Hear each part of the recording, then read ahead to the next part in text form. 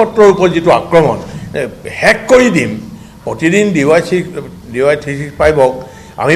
ক্ষমতালৈ আহিলে হেক কৰি দিম তাৰ কাৰণে প্ৰয়োজন হ'লে যিকোনো পৰ্যায়লৈ যাম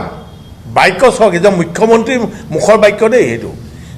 তাৰ কাৰণে যিকোনো পৰ্যায়লৈ যাম কি পৰ্যায় সেইটো গতিকে এই যে ইমান এটা ফেচিষ্ট মানে এনেকুৱা এটা ৰূপত কথাটো ক'বলৈ গৈছে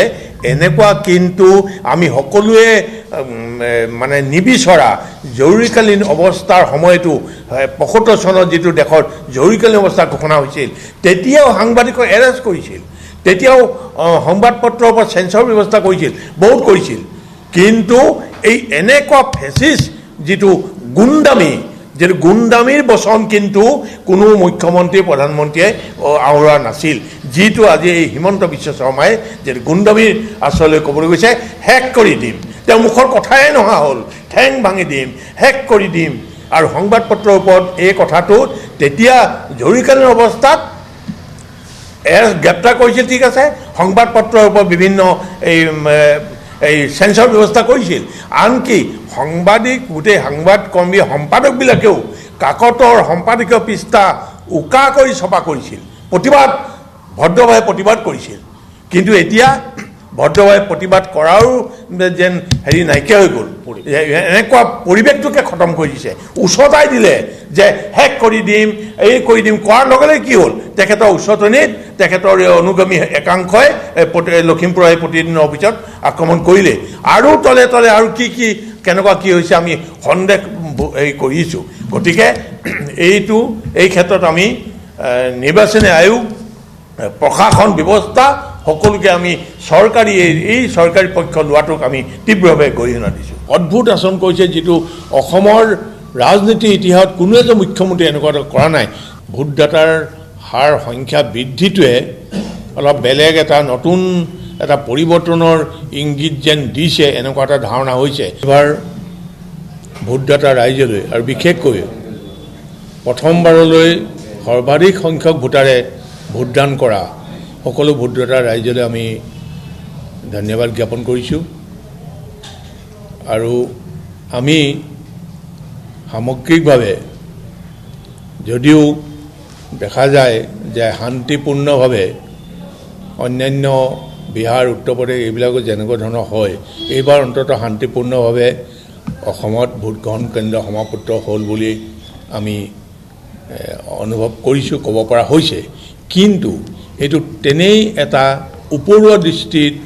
চৰকাৰীভাৱে প্ৰচাৰিত এই কথাৰ বাহিৰে আন একো নহয় আমি বিভিন্ন ক্ষেত্ৰত সংবাদ মাধ্যমৰ যোগেদি যোগেদি আমি নিজেই গম পাইছোঁ ব্যাপকভাৱে মানে এটা বিশৃংখল এটা অৰাজক অৱস্থাৰ সৃষ্টি হ'ল ভোটগ্ৰহণ কেন্দ্ৰ দুই এটাৰ ভিতৰত কিবা কিছু অনীতি বা কিবাকিবি নীতিবিৰুদ্ধ কিবা কাম হ'ব পাৰে সেইটোৰ বাহিৰত যিটো কাৰণে ভোটগ্ৰহণ নতুনকৈ ৰিপুলৰ কথা আহিব পাৰে তেনেকুৱা অহা নাই দুই এটা ক্ষেত্ৰত বিভিন্ন বিজুতিৰ কাৰণে হৈছে সামগ্ৰিকভাৱে ক'তো ৰিপুলৰ লোৱা পৰা নাই হিংসাত্মক কাৰ্যৰ ক্ষেত্ৰত কিন্তু বাহিৰত এইটো নিৰ্বাচনী ভোটদানৰে এটা প্ৰতিফলন বাহিৰত ব্যাপক হাৰত মানে চৰকাৰৰ পৃষ্ঠপোষকতাত মানে এটা কিছুমান অবাঞ্ছিত ঘটনা হৈছে মাৰপিটৰ ঘটনা হৈছে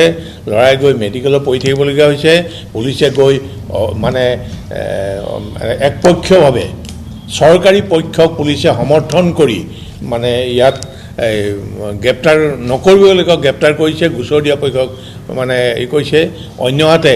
আমি সকলোৱে জানো বিভিন্নজন প্ৰাৰ্থীক আনকি আজি গুৱাহাটীৰ কুংকি চৌধুৰীক আজি গোটেই মানে তেওঁক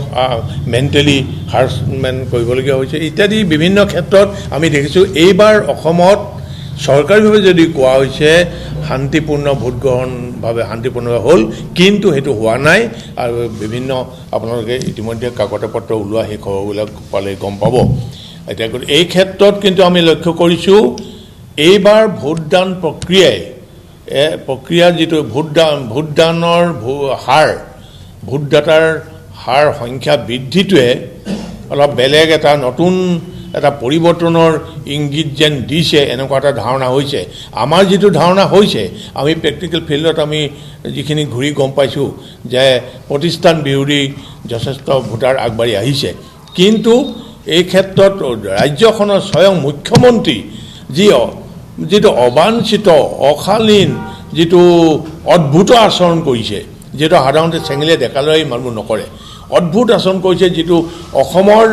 ৰাজনীতি ইতিহাসত কোনো এজন মুখ্যমন্ত্ৰী এনেকুৱা কৰা নাই ইয়াৰ নিশ্চয় তেখেত যিটো অৰ্থত সঁচাযোগে পাগল বুলি কয় সঁচাযোগে পাগল নহয় কিন্তু এই পাগলামি যে কৰিছে এই পাগলামি কৰাৰ কিন্তু নিশ্চয় অৰ্থ এটা আছে আমি সকলো উপলব্ধি কৰিছোঁ গতিকে এই ক্ষেত্ৰত বৰ্তমান আমি এটা সামগ্ৰিক এই কথাখিনি কোৱাৰ যোগেদি ক'ব বিচাৰিছোঁ এইবাৰ নিৰ্বাচনটো অসমৰ ৰাজনৈতিক ইতিহাসত প্ৰথম বুলি ক'ব পাৰি এই ক্ষেত্ৰত কম সময়ৰ ভিতৰত সকলো বিৰোধী দল ঐক্যবদ্ধ হৈ শাসক গোষ্ঠীৰ বিৰুদ্ধে ভোট যুদ্ধত অৱতীৰ্ণ হৈছে আৰু বিভিন্ন ক্ষেত্ৰত আমি দেখিছোঁ এইটো শাসকৰ বিৰুদ্ধে গৈছে বুলি আমি বিশ্বাস কৰিছোঁ এইটো ৰিজাল্টটো আচলতে আমি